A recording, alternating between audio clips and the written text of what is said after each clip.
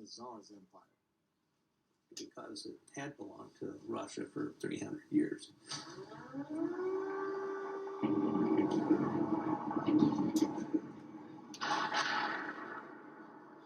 Putin's brutal assault on Ukraine may be the fulfillment of his greatest dream. The world sees an unprovoked bloodbath. Putin sees a chance to restore the core of the Russian Empire. I think that down deep in Putin, there is this sense of extraordinary humiliation over the collapse of the Soviet Union, because it wasn't just the Soviet Union, it was the Russian Empire. He has seen the collapse of empire once. I think in his mind, he is rebuilding what was lost in 1991.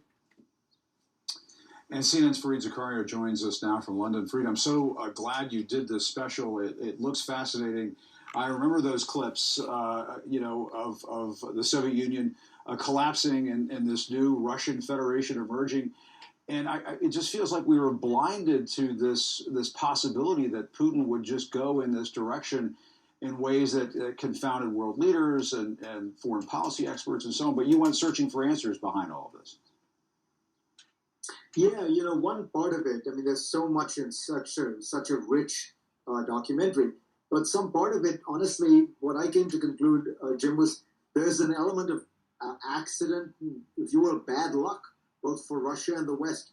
When Yeltsin, the first democratic elected president of Russia, turns out to be dead, drunk, corrupt, essentially almost physically unable to continue his job, he starts turning to successors.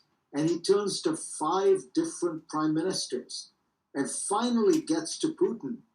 And, finally, in a sense, the clock runs out, the music stops, and Putin is left in the seat. One wonders how history would have looked if any one of the other ones had taken power.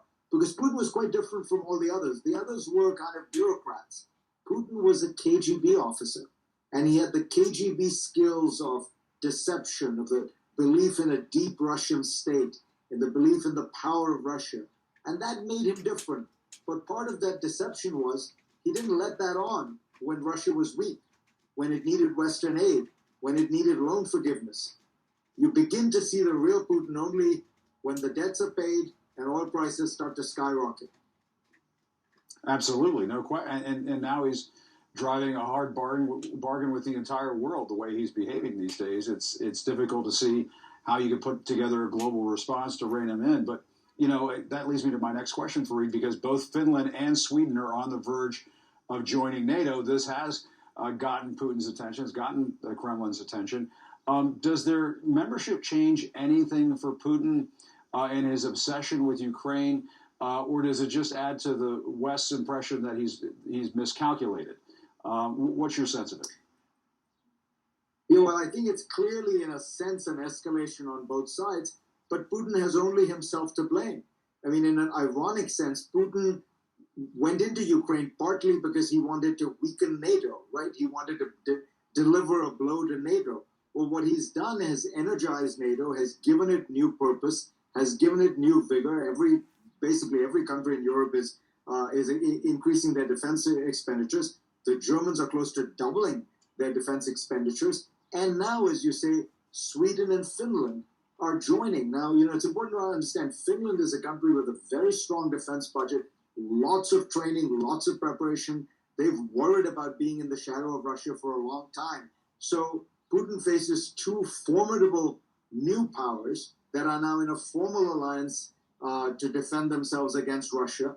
Exactly the opposite of what he was trying to achieve. So you do begin to wonder when will he realize that really this has all been a massive miscalculation.